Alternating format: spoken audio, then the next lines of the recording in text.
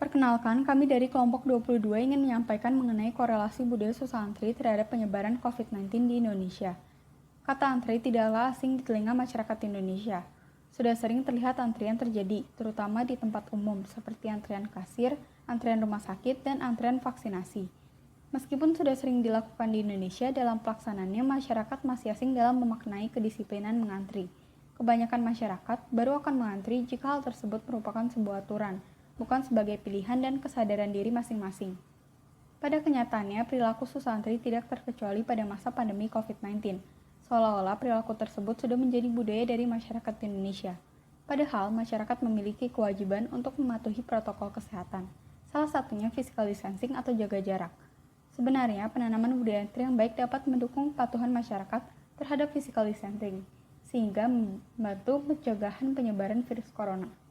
Pada pembahasan ini akan dibahas hubungan antara budaya susah antri masyarakat Indonesia dengan penyebaran virus corona.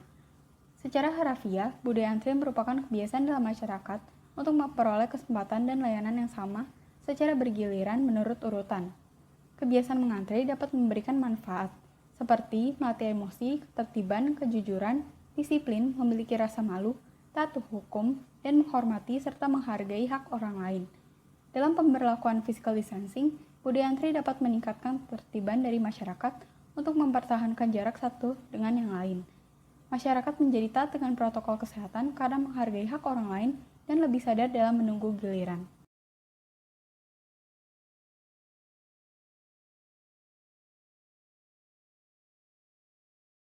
Selanjutnya, saya akan menjelaskan mengenai korelasi budaya antre dengan protokol kesehatan yang diedarkan oleh pemerintah.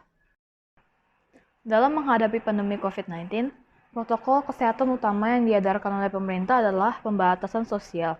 Salah satu bentuk dari pembatasan sosial yang berlangsung di masyarakat adalah budaya antre. Walaupun protokol kesehatan telah diedarkan dan telah dilakukan oleh sebagian masyarakat, namun banyak orang yang tidak menghiraukan budaya ini, terutama dalam kegiatan mengantre. Seperti pada gambar berikut, terlihat bahwa banyak masyarakat yang tidak menggunakan masker dan ingin mengambil sembako berbaris tanpa menghiraukan memberi jarak dalam berbaris. Karena semakin banyak masyarakat yang tidak sabar untuk menunggu antrean, dengan adanya protokol kesehatan, maka panjang dari suatu antrean tentunya lebih panjang. Selain itu, dalam mengantri untuk menaiki kendaraan umum, seperti pada gambar, masyarakat sedang mengantri untuk naik bus tanpa menjaga jarak antara satu sama lain. Berdasarkan gambar laju penyebaran infeksi, jika satu orang terinfeksi yang tidak melakukan jaga jarak, maka mengakibatkan 406 orang lainnya tertular pada hari ke-30. Akan tetapi, jika mengurangi kontak sosial sebesar 50%, jumlah masyarakat yang terinfeksi dapat turun menjadi 15 orang dalam periode waktu yang sama. Bahkan jika kontak sosial satu orang terinfeksi berkurang hingga 75%, laju penyebaran COVID pun dapat lebih ditekan lagi hingga 2,5 orang pada hari ke-30. Dengan budaya antri yang tidak tertib, maka social distancing yang diharapkan tidak akan tercapai dan tingkat penularan COVID akan semakin meningkat. Begitu pula sebaliknya, apabila masyarakat Indonesia dapat menerapkan budaya antri di setiap tempat, maka tingkat penularan COVID-19 akan menurun. Pada segmen ini, saya akan membahas peristiwa budaya antre pada masa pandemi COVID-19. Pada masa pandemi COVID-19, banyak sekali antrian yang masih tidak tertib dan berkerumun di mana-mana. Contoh yang pertama adalah kerumunan ojek online ketika McDonald's merilis menu baru yang bekerja sama dengan boyband asal Korea Selatan, BTS, pada tanggal 9 Juni 2021. Para penggemar BTS sangat menginginkan dan mengincar menu terbaru dari McDonald's tersebut agar mereka bisa mengonsumsi, memfoto, dan memposting makanan hasil dari pembelian mereka melalui ojek online ke media sosial seperti Instagram dan Twitter. Banyak sekali penggemar BTS yang membeli lewat ojek online hingga antrian untuk mendapatkan makanan tersebut membludak di daerah Jabodetabek. Selain itu, contoh yang lain adalah kerumunan yang terjadi akibat antrian untuk membeli tiket masuk di Kebun Binatang Bandung pada hari Minggu tanggal 16 Mei 2021. Sebanyak 4.427 orang berkerumun untuk membeli tiket masuk Kebun Binatang Bandung. Walaupun memakai masker, tetapi jaga jarak diabaikan oleh mereka yang mengunjungi Kebun Binatang Bandung. Pemkot Kota Bandung melakukan tes swab antigen kepada beberapa pengunjung dan hasilnya 6 orang reaktif COVID-19.